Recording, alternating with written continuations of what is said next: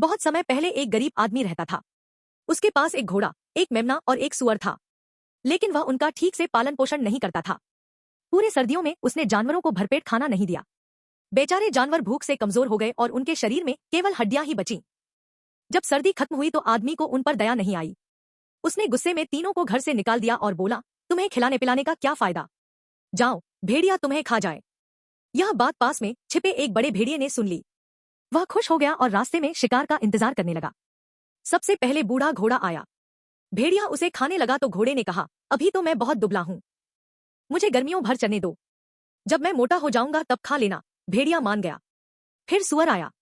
उसने भी कहा, अभी मेरे शरीर में कुछ नहीं है, मुझे वापस जाकर बच्चों को जन्म देने दो, शरद ऋतु में लौटूंगा। भेड़िया फिर मान गया। आखिर में मेमना आया।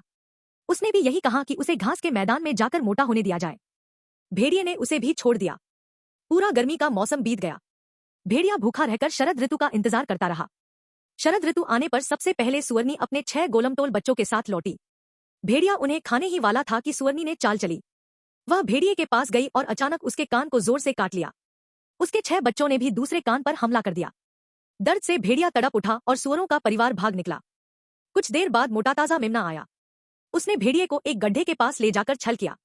जैसे ही मौका मिला उसने जोरदार टक्कर मारी। भेड़िया दूर जा गिरा और मेमना भी बच निकला। अंत में बूढ़ा घोड़ा लौटा। उसने कहा कि वह गांव से दुल्हन लाने जा रहा है और भेड़िया उसकी पीठ पर बैठ सकता है। भेड़िया खुशी खुशी बैठ गया, लेकिन यह घोड़े की योजना थी। जैसे ही वे गांव पहुंचे लोगों ने भेड़िए को देख लिया। वे डंडे और कुल्हाड़ियां लेकर उसके पीछे दौड़ पड़े। घोड़े ने जानबूझकर अपनी चाल धीमी कर दी। मौका मिलते ही गांव वालों ने भेड़िए को घेर लिया। किसी तरह जान बचाकर भेड़िया जंगल में भागा। थका हुआ वह लकड़ियों के ढेर के पास बैठ गया और बोला, काश कोई मुझे